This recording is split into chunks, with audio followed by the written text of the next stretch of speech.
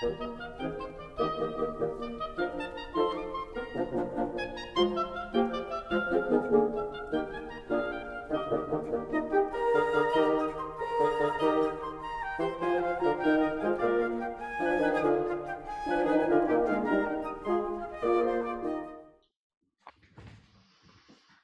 welcome to another episode of The Meaning Tent, discussing the work of Stan Tenen.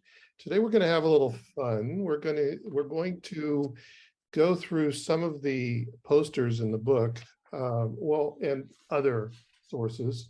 Sorry for the little yellow tabs, but if you have this book, you already know that it's chock full of graphics. I think there's over 200 illustrations in here. Mm-hmm. And I would say 90 to 95% of them were crafted by Stan himself, which makes his role as a researcher even more amazing because of his ability to absorb information and disseminate it in such a clear and concise way. Doesn't mean you're going to understand it, but if you spend time with it, you'll see that there's a method to his madness, as the expression goes. So what we're going to do today is we're going to choose a poster, or let me also add that the posters, each poster tells a story, and obviously in the book, Stan tells that story. But you can take a section of a poster and it tells a story in itself.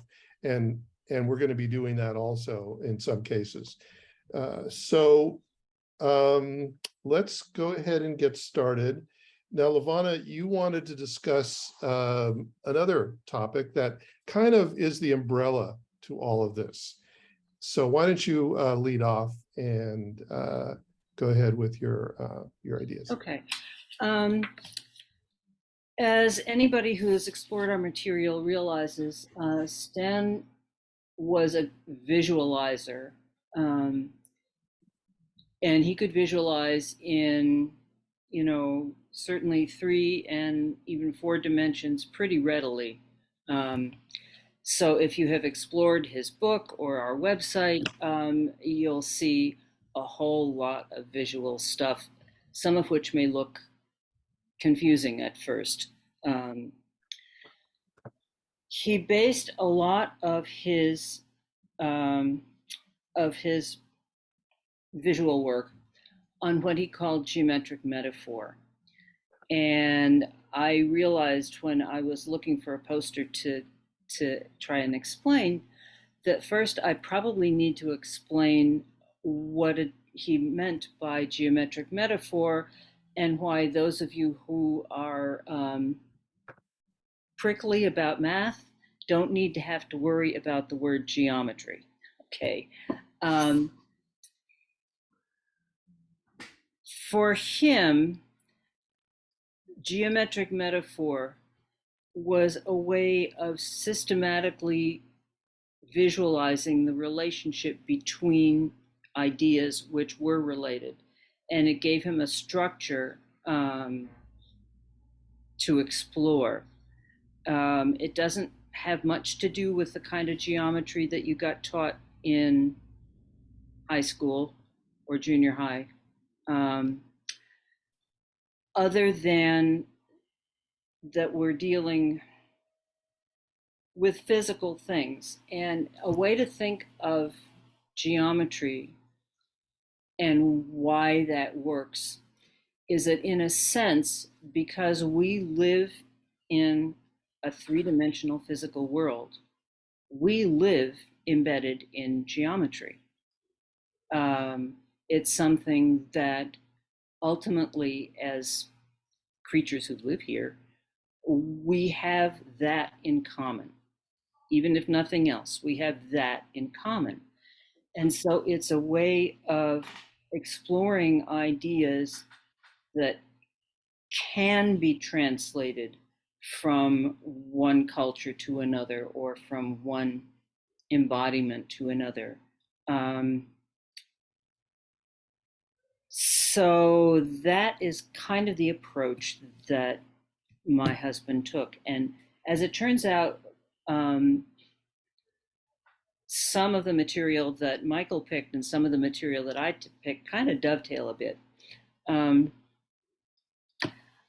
One of the basic metaphors, geometric metaphors that we used wound up being a way of describing the interplay between this physical world, the earth plane that we live in, and our relationship to something transcendent, something that is infinite, something that is unpredictable, something that just comes.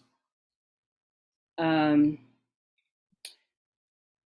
metaphor that we use is, we tend to call it the inverted T.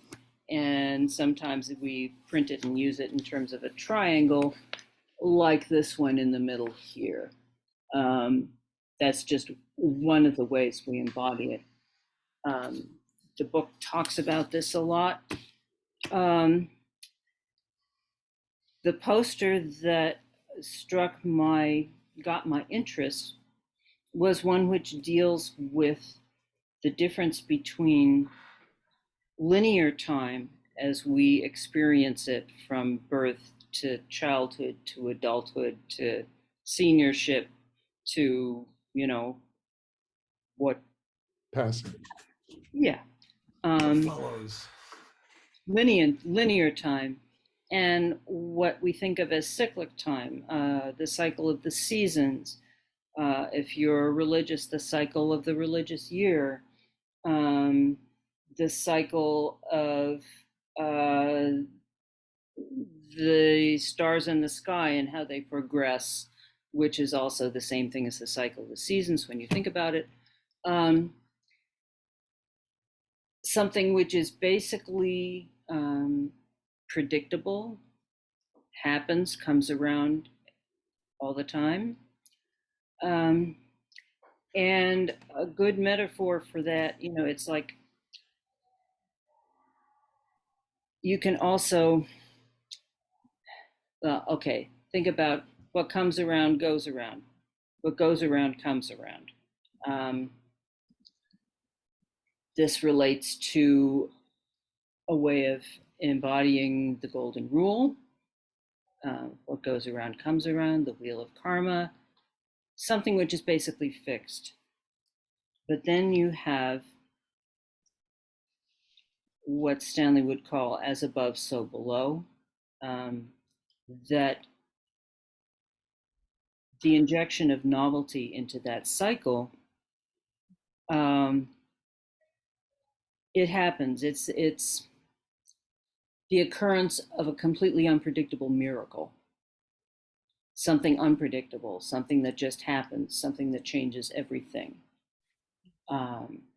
And you'll probably notice that I'm making gestures as I'm trying to explain this thing, which is so basic to my thinking after all these decades, but which Stanley could articulate much better than in a more organized way than I have yet learned to do. We do have videos where he has done that. Yes, and I highly recommend you see them. Something that I think that we can progress to doing with this, we used to publish a newsletter called the eTaurus, and those are all posted online, and you can find them on www.meru.org. You go there, on the right-hand side, there's a link to the archive of all of the eTauruses that we published. As it happens, the last one, number 66, deals with the geometry of linear and cyclic time, which is what this poster is talking about. And I recommend that you go and link on that particular eTaurus so that you can follow the discussion. Okay, this is the poster that I was pointing to. It's in eTaurus number 66. There is a teaching that in Gan Eden, were both the tree of life and the tree of knowledge. You find those things talked about as both being not the same, and yet there's a quote that says, both trees, the tree of life and the tree of knowledge, are in the midst of the garden, quote, end quote. How can that be? Are there two trees or what? And so Stanley was exploring this. And here is what he had to say about that. He notes first that the name of Eden, spelt in Hebrew Ayin Dalet and final Nun, is spelled exactly the same as one of the Hebrew words meaning time. There are two aspects to time: linear progressive time and cyclic time. The coming of self-awareness in the story of the Garden of Eden includes awareness of both the aging process, which is linear progressive time, and the cyclicity of all things in the natural world. Linear time correlates with evolution and the flow of loving kindness. In our experience, linear time is unidirectional. It extends from the past to the present to the future. Cyclic time, on the other hand, corresponds to the cycles of nature and life in the cosmos. The moon orbits the earth orbits the sun orbits the galaxy, and the seasons follow one after another in cyclic order. Cyclic time flows in a circle and points in all possible directions in its space. Each time a process returns to the same part of its cycle, it marks off the progress of linear time. Okay, now going up the poster. Oh my, there's just so much in this one. Right. Well, let's look at this as a geometric metaphor that you started out with. I mean, obviously, if you have taken geometry, you see some familiar shapes and symbols, correct? Yeah, and it's important to note about this particular triangle, it's important to note in a slightly different context that this is not this is a triangle where each of the sides is the same length. No, actually it's not. That's the point. Where the vertical line and the horizontal line are the same length. This is not an equilateral triangle. Yeah, there we go. On the left-hand side, where it says 53 degrees. And that's important in a slightly different context. If you've read our book, it's the section about the delta function, which is a somewhat more mathematically inclined geometric metaphor that my husband used very frequently, that I won't go into here, but I recommend, if you have the book, going back to those pages and thinking about it, because one thing I have discovered about living with this particular metaphor is that it provides a way of looking at life as it happens around me, and provides a perspective of understanding what's going on that I have found quite helpful.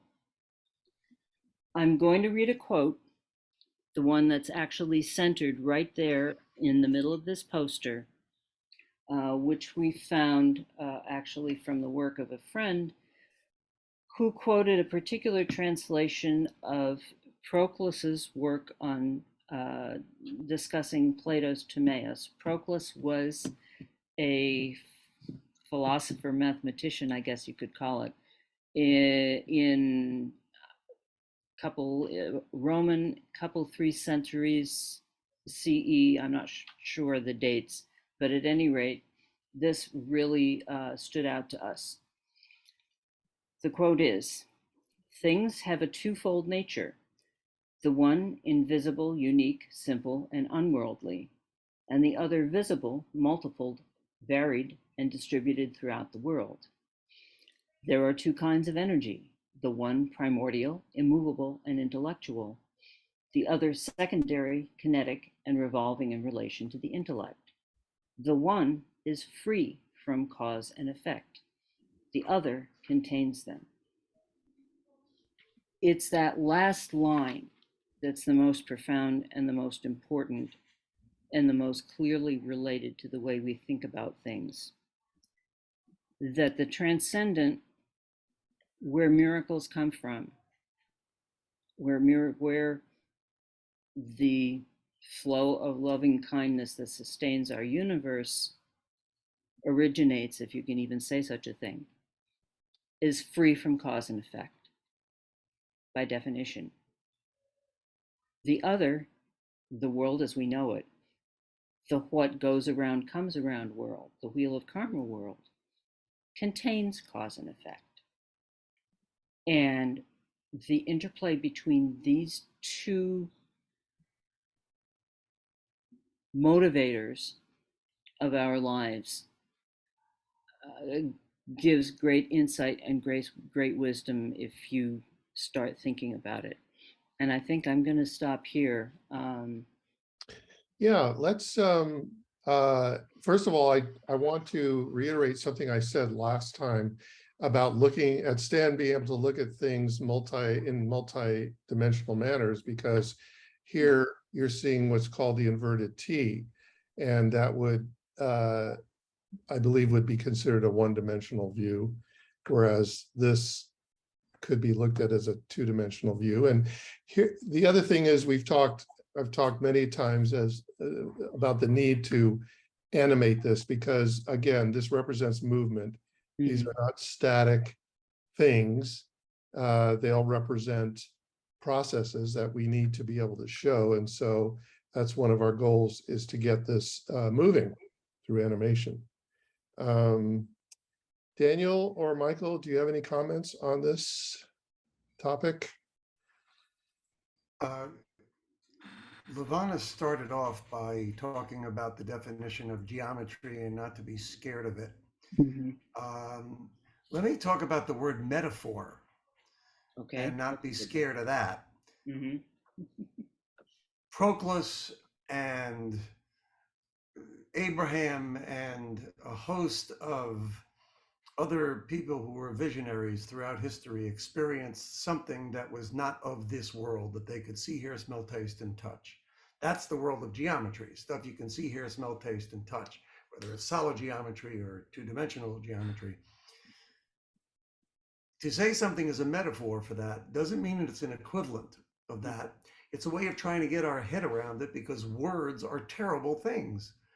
Because as soon as it comes out of your mouth, it's perceived differently, because everybody has their own body of experiences. So if you're a musician, you're going to hear this as music. If you're a dancer, you're going to feel it as dance. If you're a mathematician, you're going to see it in numbers and shapes. If you're a mystic, you're going to see it in, to talk about something that is one, the one is free from cause and effect. It's primordial, immovable, and intellectual. If you're religious, or you come from a spiritual background, you're going to say, oh, that's God. Okay, 3 letters already covers 2 sentences. And yet, even God, if I say God, everybody who's listening today is hearing something different, because that's their experience with something divine, whatever it is, outside of the see, hear, smell, taste, and touch stuff. That's where we spend most of our waking time. If we pray, if we dream, if we meditate, if we're lucky and we're meant to, then we tap into something higher. But it doesn't mean it's the same thing, because all of these are just metaphors that somebody with a certain experience and a certain vocabulary use to define something that you can't define. And even when it is something that you can define, it's still tricky, because I may say, oh, I like my metaphor better than yours, therefore I'll kill you. And human history in a nutshell. Okay, everybody's fighting with metaphors, and therein, I think, lies. It's good that we have metaphors to help us grasp something. It's bad that we have metaphors because we begin to equate metaphor with what is reflected in the metaphor. Geometry, I could not look at stuff the way that Stan looked at it. So because he saw things that way, his metaphor goes that way. Nor could I create the incredible music that Dan creates, that Dan creates, because I just don't have that vocabulary. And that makes it tough. I remember a Star Trek where they were trying to get into an enclosed space to find the computer that was running the show, whatever it was, and nobody could figure out the alphabet. And then Spock figures out that, well, these are not letters or words like pictograms, hieroglyphics, they're notes. Once he realized they were notes, he was able to play the right notes and open the closed chamber. So I guess I get lost in those metaphors too, because my metaphors come from my experience. And when we talk, I can sort of get some experience from what little music I know from what Dan is talking about. But then there was one tape that I watched where he was explaining how he created the Genesis piece that he was writing. And he was talking about thirds and fifths. And I thought, I don't know what he's talking about. I know that this chord is a C and this chord is an F. That much I know. So for those of you that are scared of geometry, don't be scared of metaphors. Yeah. It doesn't mean that you have the truth. It means you have, if that metaphor talks to you, then that's a way for you to understand it. If it doesn't talk to you, move on to another metaphor. But when you're talking about geometric metaphor, however, there's more, I think there's more objectivity because, again, it's mathematically oriented. And mathematics is kind of a universal language, as is music, but music is expressed, and thus for it affects our feelings, and then we're going to have opinions about it. But when you're talking about geometric metaphor, and again, I'm not an expert on this subject, and I've always, it's always been a challenge to follow the concept. But I'm just thinking in terms of the mathematical aspects of Stan's work, and what made it so important that he was able to take these ancient ideas and language and concepts and put it in this form, or be able to express it, or show us how to express it in this form. Now, we're not mathematicians, at least I'm not, and in fact, it was my worst subject. Cool, I was on the other side. And that's why you work at the Apple store. Well, I mean, really? No, but also it's why it took me so long to grasp this after I met Stan. I mean, I could say it was 10 years before I was able to really put it together.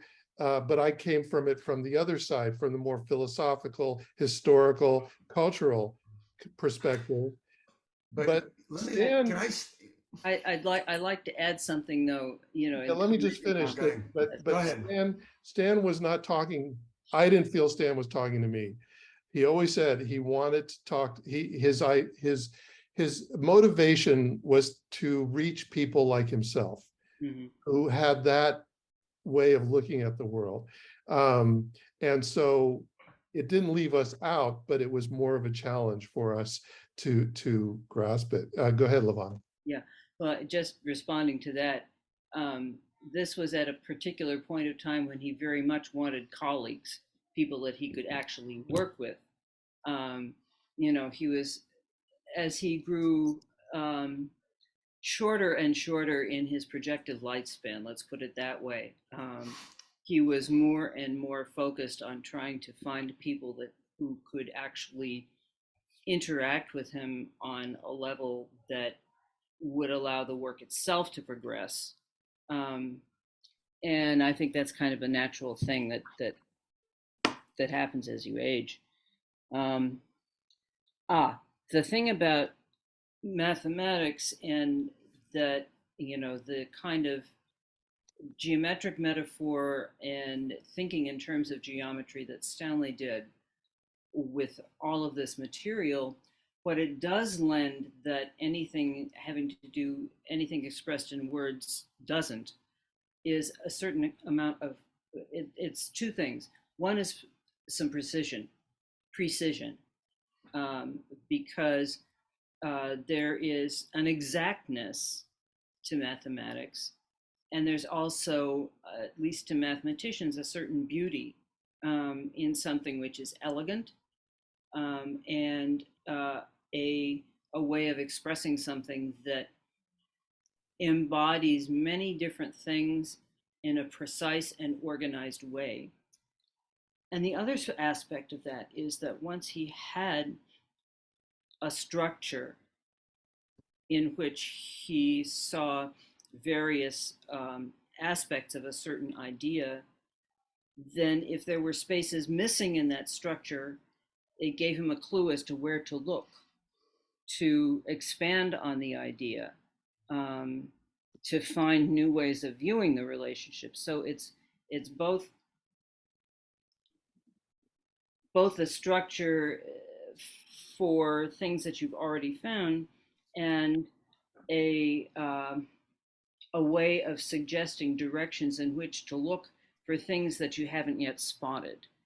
And for him and for people who have that kind of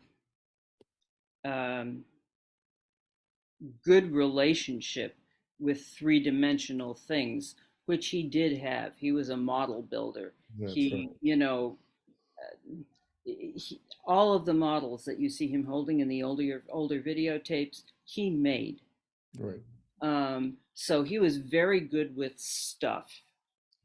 And like I said, it provides a way of saying, oh, there's something missing here. What can I do to refine this, to make it more elegant so that something isn't missing?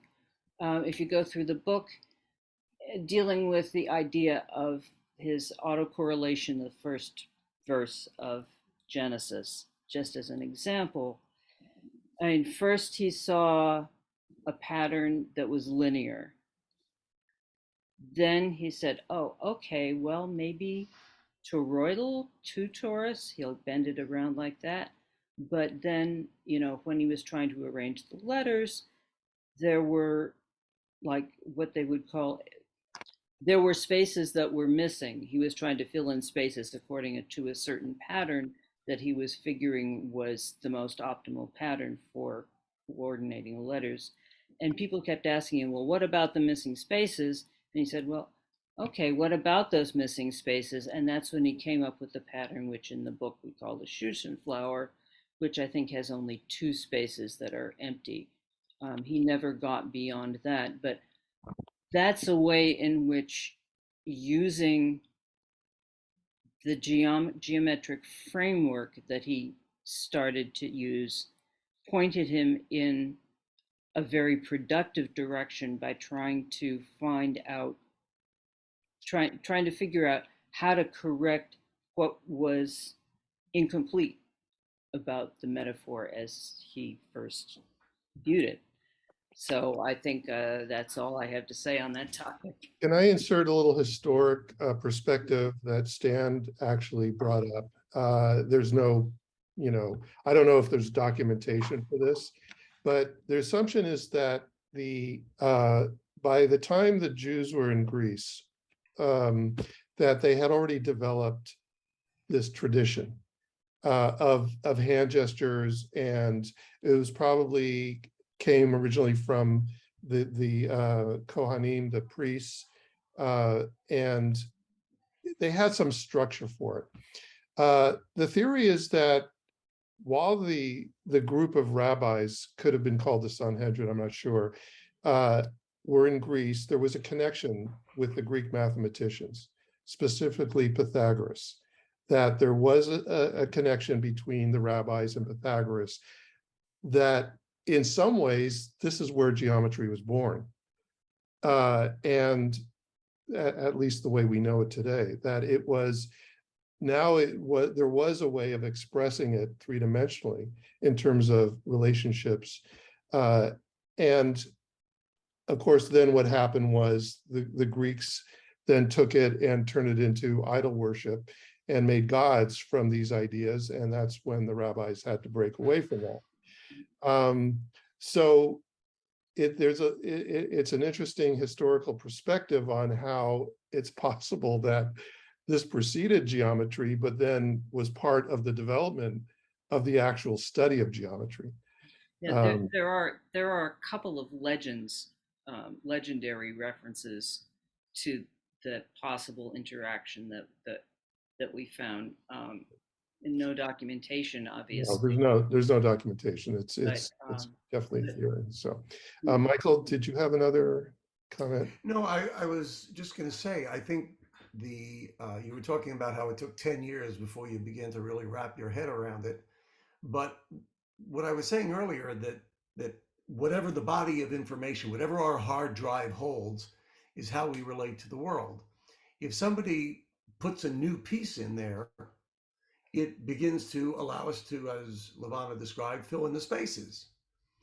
And we all have one common thing. We all start out with a base of the world we live in. It's the geometrical. Mm-hmm. But even the mathematicians, when they begin talking about higher dimensions, could just as easily be talking metaphysics as physics. Mm-hmm. And they get closer and closer together. And in so classical times they were. Yes. And science said, no, this is where we draw the line. I mean, there were a lot of things, for example, in the 1930s, when the pharmaceutical companies took over the medical schools, all the stuff that was around, working with light and working with magnets and working with all kinds of folk medicine things that had been working fine, and herbal stuff. But if it wasn't the pharmaceuticals, it was removed from the curriculum of the medical schools. It was determined. It was an actual, I forget what year it was, I think it was 32 or something like that, where they actually changed the general curriculum for medical schools and said, this is now out and this is now in. And that's the trouble. I think the best place to always start is something physical, because we all have a grasp of it. From the time we're a baby, we're negotiating a physical world. As soon as we jump up to that next dimension, we'll call it space and hyperspace. As soon as we jump into hyperspace, all the bets for regular space are off. Quantum physics is not physics. There are different rules in quantum physics because it's talking about the very small and the very large. Well, in the very small world, there are a gazillion particles that don't follow Newtonian physics, which is the middle, the middle ground, not the very big, just what we see, hear, smell, taste, and touch. And that's the challenge of this. Well, starting with something physical is what the hand model does. And yes, it's a good way to start, because you can actually feel it and put it on. Daniel, did you have a comment on this topic? Yeah, it's an interesting thing, geometric metaphor. I think there's, if you look at it the following way, like let's posit that we have souls that embody a physical world, right?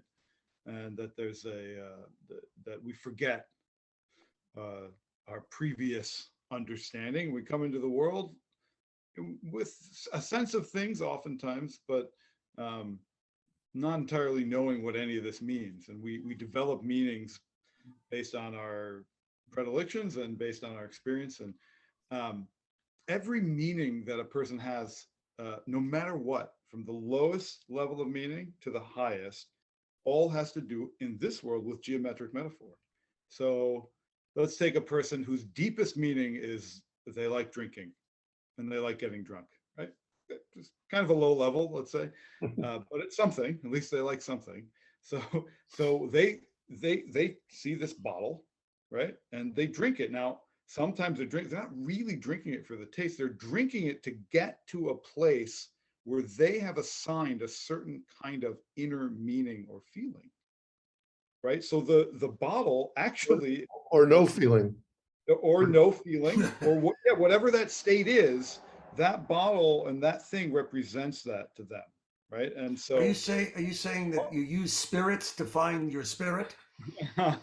no, I'm just saying, even on a low level, even someone who's addicted is looking for some sort of meaning or something more than, right? And they get it from this thing, which is unhealthy and can destroy their lives and those around them, if they're addicted. And so there's that's a whole nother conversation about. Well, are you saying that the bottle represents the geometric metaphor for reaching that particular feeling, just like we're saying the hand model is a way of learning? Right. So let's say we go from that person who's addicted and on a pretty, struggling with life in this world. I'm not judging. I'm saying it's a struggle and they're having problems.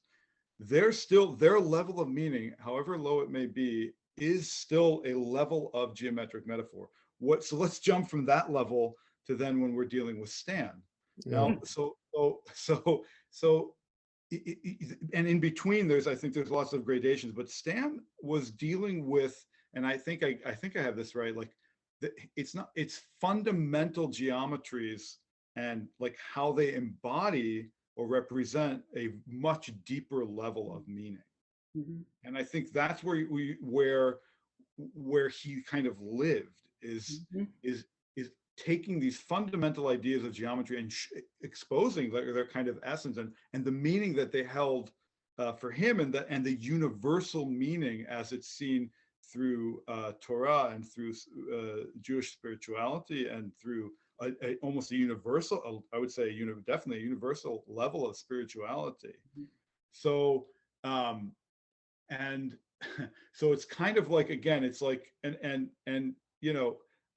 obviously he lived in the physical world, but his level of meaning and these concepts are kind of at the deepest level of geometric meaning. So again, you take the drunk person who's got the bottle and that means something to them, or me, I have a violin or whatever it is that I derive meaning from, or I wrote something and it's on paper and then people play it, and those are all geometric things happening that hold tremendous meaning for me, right? And so, but then when you're talking about the work of Meru, it's at this fundamental, like deep kind of deep or highest level, however you want to say it, level of meaning and finding meaning in the world. Well, that's the beauty of it. You can see it at all different levels. You can see it at the base level, at the physical level, and then the higher dimensional level. And I think that's how we reach a relationship with the higher dimensional level, through comparing it to what we see and feel and touch to what exists in a place where we can't physically see, but we know it's there. And I think that's kind of what Michael's teaching in his classes. Before we go, I don't want to lose time. So let's jump to Michael so he can review a poster that he chose. And first of all, what is the poster? And I want to refer to the page number it is in the book. Okay, well, there is sort of two. Let me preface, when you said, think of a poster that really talks to you, and take that one because there's so many choices in the book. And Stan was the one who told me which to pick, I have to say. I only knew him for a relatively short time before he graduated. And he kept saying, I hadn't even finished the book and I was reaching out to talk to him. I said, I got to talk to this guy because I got the shape and I got the letters and I got this whole thing. And it's like we're talking about the same thing. We're just looking at it from two directions. And he said, did you read the last chapter? He doesn't mean the epilogue. I said, I didn't get there. He says, read the last chapter, read the last chapter, read the last chapter. And he said it took me a while because, as you start to get into that physics, you slow down. It's like you've just come into a construction zone and you got to work a little slower. And there were two that really, really talked to me. One was on page 256, which is, let me share the screen with that one, which is this one.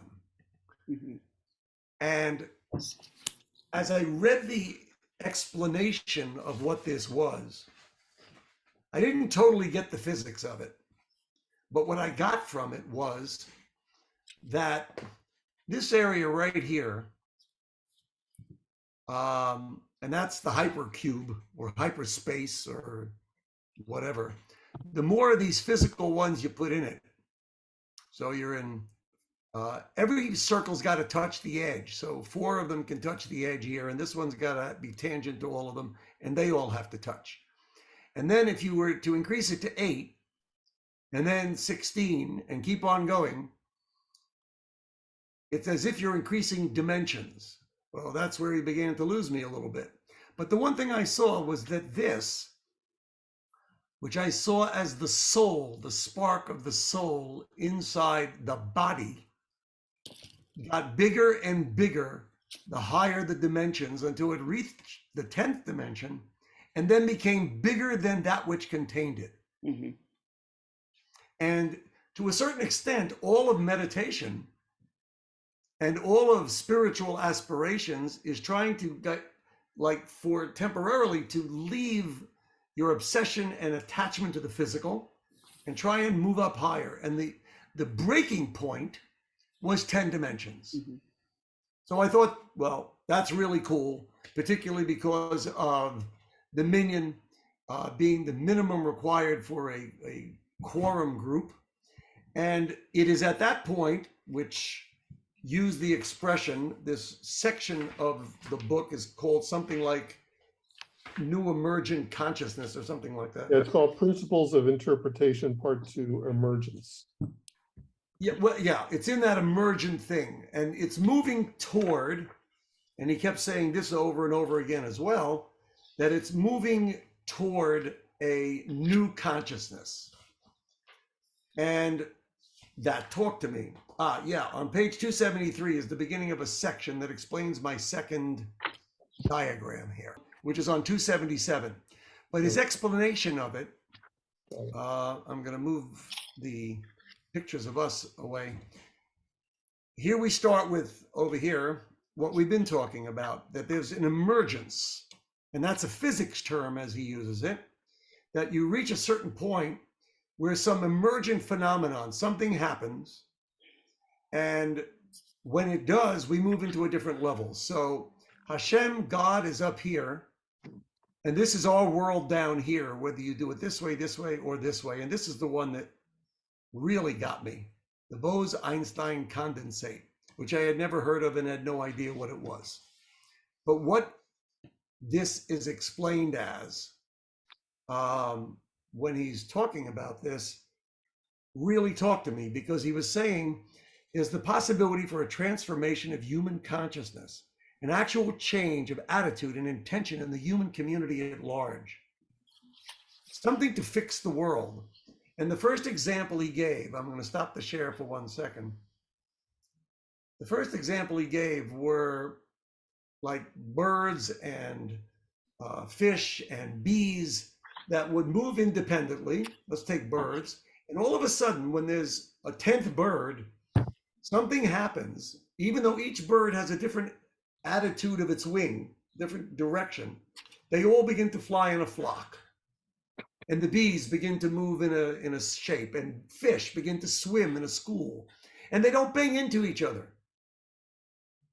And here, really using as a metaphor, he said that analogy. Now, what happens in that drawing is that you have a bunch of particles, and you need a proper alignment of a group of 10 or more persons. This can help illustrate the consciousness when 10 or more people get together with this in a same kind of consciousness. In physics, this is known as superfluidity. In material, cooled to absolute zero. So what happens is there's a whole bunch of particles, and you bring, following the uncertainty principle, down to near almost absolute zero, or to absolute zero. And then something miraculous happens. The wave function of each of these particles come together, and they emerge with a new shape. And that's called this condensate. From that point on, the mass of the formerly independent particles now moves together as a single body.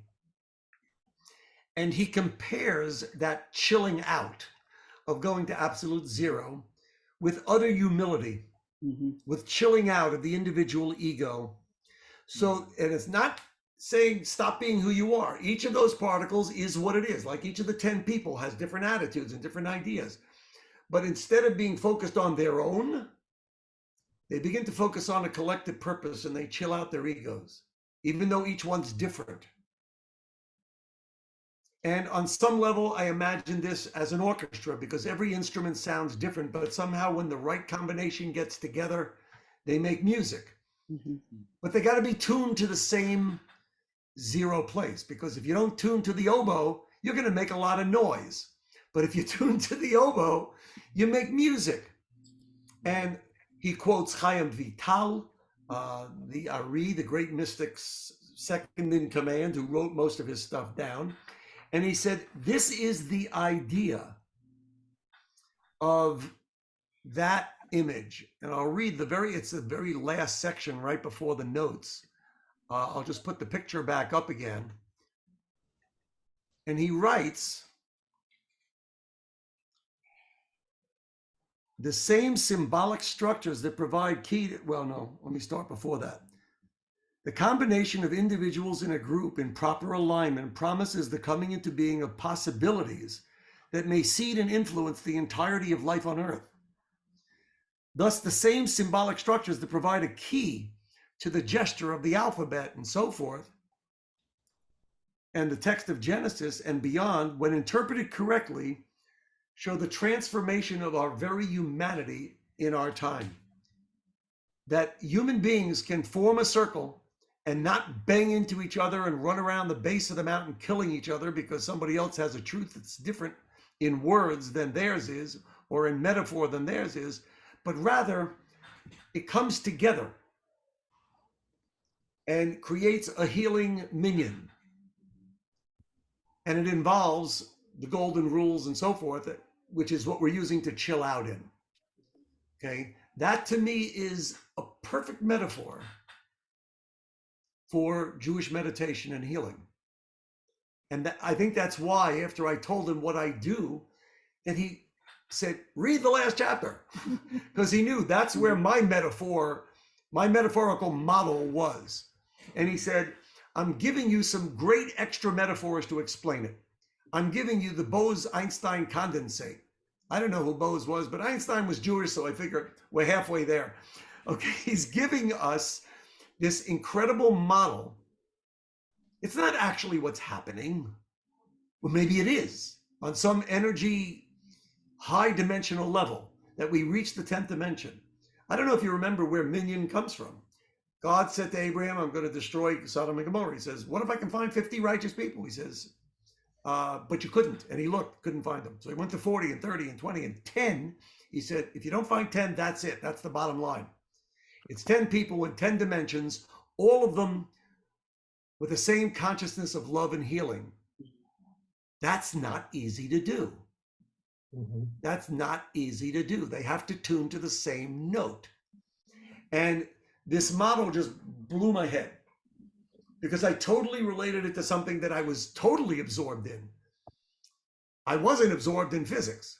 So I understood the model enough. I read that paragraph about 400 times over and over again. And each time I found a nuance in it that said, yeah, I get it. Because for me, that consciousness, that global consciousness is what it was about. And healing was what it was about.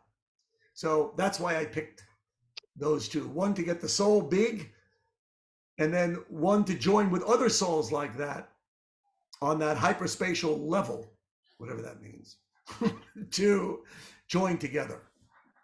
If you want to hear Stan talking about what Michael just discussed in that poster on www.meruvideo.com, there's 3 videos that we call the video companions to Alphabet That Changed the World.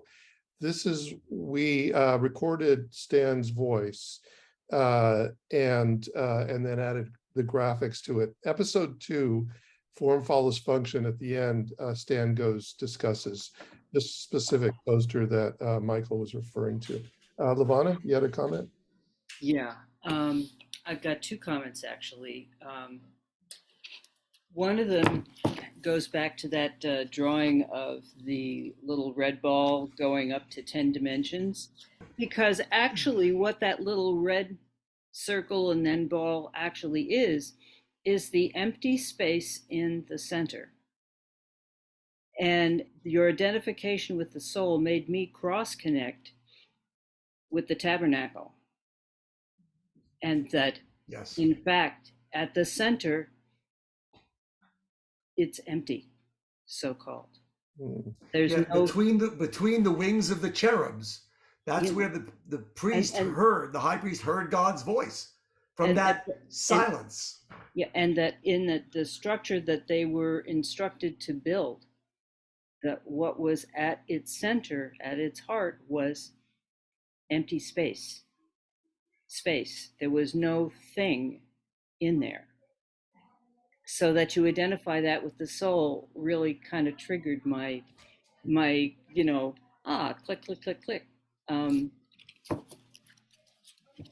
There's a teaching, a Hasidic teaching. I Right. know the Kedushat Levi brings, we love Yitzchak Berditchev, the great master, brings that the tabernacle is the body, and he lays out how the tabernacle, how the temple actually is our bodies, and that the divine presence is our soul. That the two are it's meant to be a geometric metaphor for our lives, and we're supposed to see the tabernacle and then embody that same concept in how we live. Hey, Daniel, did you have a poster you wanted to discuss? I don't want to run out of time here.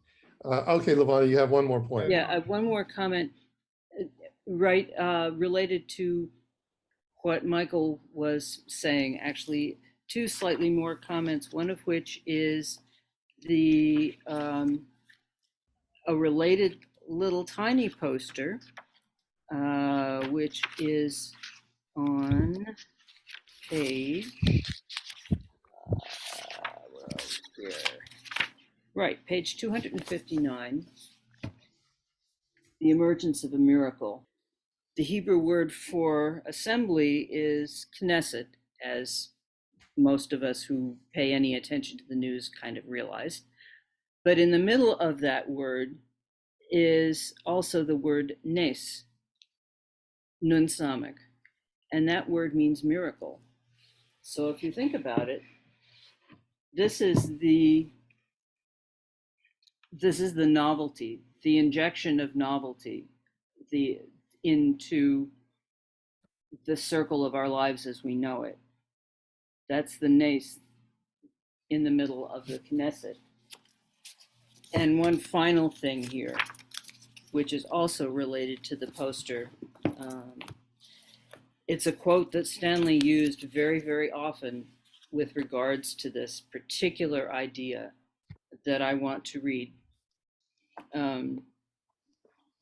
This is a quote which we found in a book by a contemporary or last generation historian who was recapitulating what Chaim Vital, who we just mentioned, on the subject of love among the companions. And this is with regards to, you'll get it from the paragraph. The idea that love must prevail among companions, in other words, the people who are in this group, this Knesset, and who must be letting go of their ego, letting go of their self-absorption. The idea that love must prevail among the companions was not confined by Lurianic Kabbalah to the theoretical speculative realm, and did not apply only to Rabbi Akiva's disciples. Luria himself took pains to ensure that love would prevail among the members of his group. Before worshiping in the synagogue, an individual had to commit himself to the mitzvah of loving one's fellow, so that all of the prayers of Israel would be combined together. Especially important, writes Chaim Vital, was the love of companions who study Torah together. Each of them must regard himself as though he were one part of the body of the group of his companions, especially if he has the knowledge and understanding to know his fellow soul. And my teacher cautioned me greatly about the need for love to prevail among the companions in our group. I'm thinking also about that last phrase, especially if he has the knowledge and understanding to know his fellow soul. What that implies, if you look kind of underneath the words, is that this Knesset, this group, doesn't have to and certainly won't always include people of the same level of understanding or maturity or health or anything. It just simply implies that, first of all, everyone must give what they can, allow what they can, drop their ego as they can, and particularly pointing out that those who really are gifted in this area need to make sure that they give what they can too, so that even though maybe the input might seem uneven, by the time you get to this pool, this Knesset, everything is shared. Everything is in touch. Everything is communicating. And then the nes, the miracle can happen. It may not always. It's up to the miracle itself. But nonetheless, that creates space for it. Again, back to the idea of space. Okay. Okay. I have Okay. two quick thoughts. Can I give you two quickies? They're real quick. All right. I promise. Okay. Even one quickie. When I turned to this page, as I was reading, I made a note on the bottom of the page. And I thought of it as kind of a, just, you know, how you make notes. And I don't have the same volume you do. I have ones with pink pieces of paper stuck out of them, not yellow ones like you do, Bill. But the letter kaf of the word Knesset is palm of the hand. And taf, the last letter, is the last letter of the 22-letter alphabet. Aleph represents unity, singularity, and taf represents multiplicity. In other words, taf is often thought of as like everybody. And if everybody came together to hold a miracle, so I wrote, let us make a circle to hold a miracle, was the entire word Knesset, taking all of the stuff I had done with the shapes of the letters up to that point in the book. That was my one prayer. The other point was that a miracle is just something that science hasn't figured out yet. Yeah. It has emerged from a higher place. Eventually, look, we're talking on Zoom. I mean, this is a miracle. Yeah. It's a miracle. But now we understand how to do it. So it's not just the medicine men who are doing it or the witches getting burned at the stake. It's everybody's got a phone and everybody can do it. Same thing here. Let us also make a circle to hold a miracle. The nun is kind of the connector of those two letters. When you think of the nun in the center of the kaf and the well, the samach is the circle. Yeah, it's a great word. Yeah. I mean, you can talk about it in so many different ways. Two things. Kanes means to get together and also to go into something. Yeah, lehikanes. Yeah. So Daniel, do you have a poster that you would like to discuss, or are you just kind of? Well, I mean, this Gan Eden, the Gan Eden poster really is the one that just, you know, I mean, I've seen so many posters, and I'm so honored to have seen so many posters of one of the first people to see them, and just, it's like always like I would sit and look and just kind of meditate on them and, you know, get different things out of them. And so there's, in my memory, there's a lot of them, but this one really just, we said, oh, what's the poster? I thought, oh, the Gan Eden poster. You know what I mean? That's somehow like poof. Gan Eden, you know, Eden really, if you think about that which is pleasurable, it's always has to do with concealment and then something being revealed, whatever it is. You know, whether you go to a restaurant and you order and you're just looking at these words, okay, I'll have the whatever, you know, and then it comes and it's revealed. And I mean, hopefully it's a good restaurant, you But there's a concealment and a revealment, and then you have pleasure from that. Everything like that with pleasure is like that. The thing about Aiden, the word Aiden, it's like the doorway of vision, the aid, right? When you give testimony, you say Shema Yisrael Hashem Elokeinu. When you say the Shema, the ayin and the dalet are big because it spells out aid, which means witness. It means you've seen something, you've experienced something. So a real vision is not just, like I had some crazy vision and like, wow, let's see if we can. A real vision is like you actually saw something. You're giving testimony. You're seeing something. So in the concept of Aiden is this concept of like it goes on forever. The vision keeps going forever and ever. The amount of pleasure of what was concealed becomes revealed, and what was concealed becomes revealed. Just goes on and on and on in a cycle. And I think that's kind of why we have these two the cyclical nature and then the linear nature. The cyclical nature is again concealed and revealed and concealed and revealed, and that hints at cyclical time and linear time. I mean, both hint at these two simultaneous processes. It's so amazing what he did here. The cyclical though has to do with these deeper relationships, these foundational relationships. That like, so there's the cyclical nature of the world we live in, or worlds, or whatever we live in, and the different relationships that make those cycles. But then there's inside of those cycles, there's something even more. And I think when you look at the Kabbalah and you look at the system of Sfirot, those are these foundational relationships that everything else kind of flows out of. And I think Stan was a real visionary, and that he saw how this works or how this expresses itself in the kind of foundations of geometry. And that's it. Well, that fits into the poster that I chose. And it's this one here. This was on page 337. It is on page 337. It's actually an appendix M. I'm going to discuss or show this portion of it. I kind of am cheating because I actually animated this.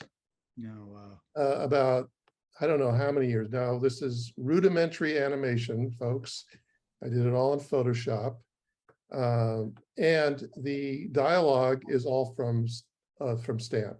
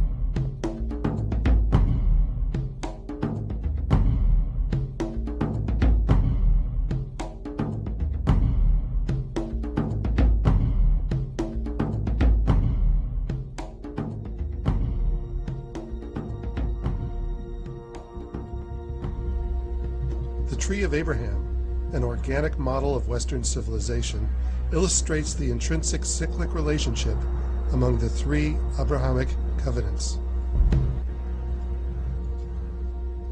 This is the flow of civilization and time, moving from a metaphoric Jewish seed through a metaphoric Christian tree to a metaphoric Islamic fruit. We also have all three traditions as three phases of life, together at the same time in our time. The conceptual phase is identified with Judaism, the gestational phase with Christianity, and the letting go, birthing phase with Islam. Of course, each of these phases of faith must include the other two, because this is all happening at once, right now. just as it is also happening eternally, cyclically, and throughout history. Life grows both ways. Life grows sequentially in time, and it grows spread out in different organs within an organism at any given time.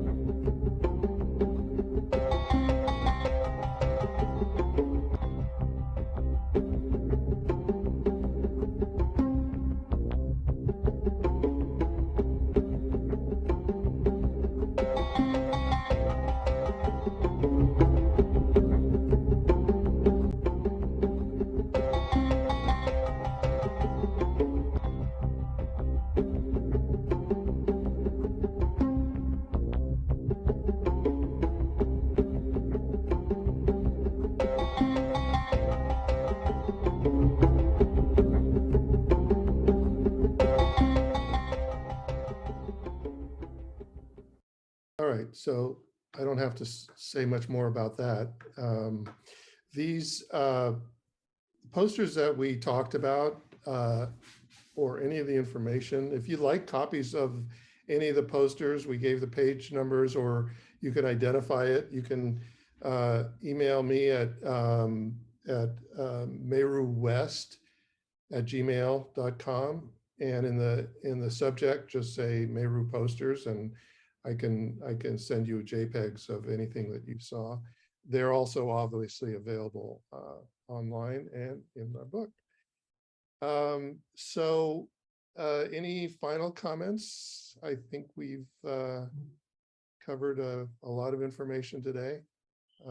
If not, we will see you next time, hopefully, and thanks for joining us, and take it easy.